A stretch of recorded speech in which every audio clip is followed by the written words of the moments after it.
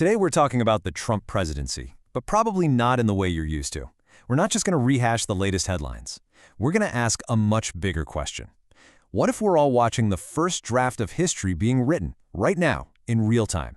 Let's dive in. Look, every presidency has its share of big news stories, right? That's just how it works. But is what we're seeing now just part of that daily chaos? Or are we actually living through a fundamental shift, a moment that future generations are going to study as a major turning point? To even begin to answer that, we have to start with the raw material, the headlines themselves. Think of it like a history book being written at lightning speed with a new entry every single day.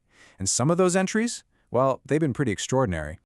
First up, we've got this unprecedented standoff with the U.S. Federal Reserve.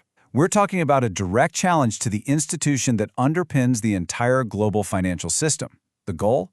To pressure Fed Chair Jerome Powell into slashing interest rates. And reportedly, they've even gone so far as to threaten him with criminal charges. Then you pivot to the diplomatic front. The administration hit key NATO allies like Denmark and the UK with a 10% tariff. And the price to make it all go away? Just agree to the complete and total purchase of Greenland. It's basically treating a sovereign nation like a piece of real estate and a hostile takeover. In foreign policy, we saw a pretty stunning reversal. Historically, the U.S. has backed democratic movements in Venezuela.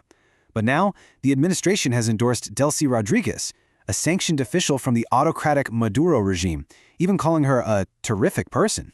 And the reason for this sudden change? She apparently promised access to Venezuela's oil reserve. And right here at home, a domestic tragedy became a massive flashpoint. After an ICE agent shot and killed an unarmed 37-year-old mother, Renee Good, in Minneapolis, the administration didn't just defend the agent, it actually labeled the mother a domestic terrorist, turning this awful event into an intensely polarizing political fight. Now, all of this is happening against a backdrop of really high-profile international moves.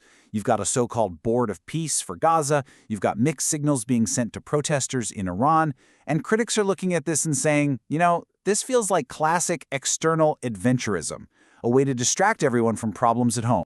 So those are the headlines, and honestly, any one of them would be a huge story on its own. But when you take a step back, you start to realize these aren't just random events. They actually form a pattern, and it's a pattern we really haven't seen before. So what connects all these dots? It's a consistent willingness to break long-standing presidential norms.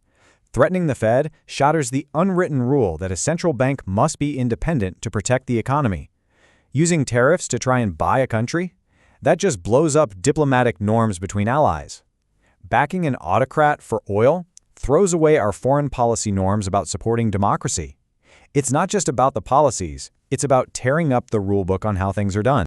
And this pattern really highlights a core tension, a fundamental conflict, the push and pull between raw executive power and the institutions, the guardrails, that are supposed to check and balance that power. This whole standoff with the Fed is the perfect example. On one side, you have pure political pressure. Do what I want to boost my popularity before an election or else.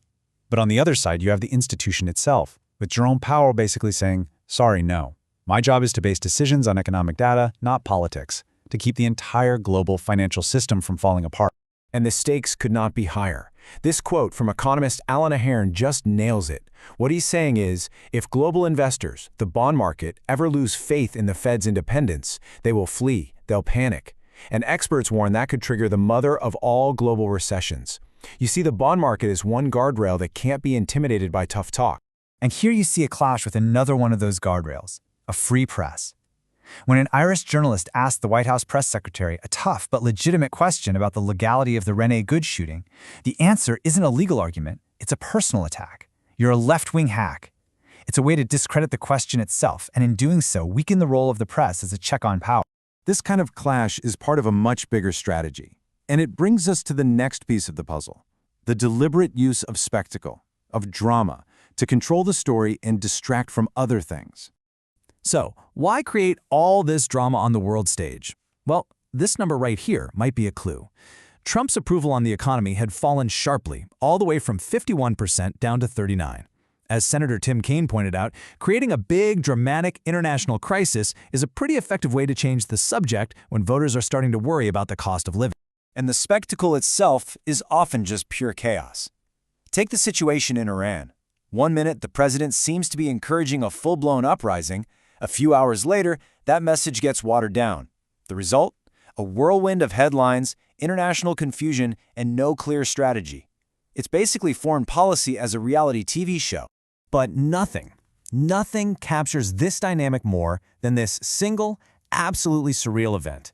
During a meeting with the Venezuelan opposition leader and Nobel laureate Maria Corina Machado, President Trump reportedly dismissed her, and then he physically took her Nobel medal, claiming that he deserved it.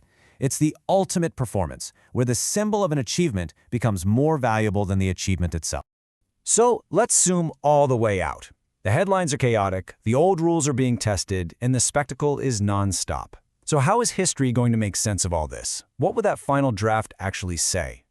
I think this is the fundamental question they'll be asking.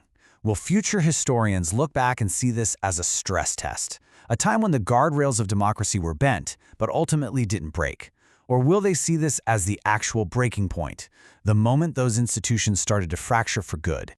You know, one interpretation could be that this was all a deliberate, if messy, remaking of American power, a conscious shift away from old alliances and norms toward a purely transactional, America-first way of dealing with the world. But the other view is much, much darker. It's that this period will be remembered as a time of self-inflicted wounds, when America's standing in the world and the trust in its own institutions were deeply and maybe irrevocably damaged from the inside out. Ultimately, we're just living through the raw material right now. The daily headlines feel all-consuming. They feel like everything. But their true meaning, their ultimate weight in the story of our time, that won't be known until long after the noise fades away. Because when the news cycle ends, the judgment of history begins.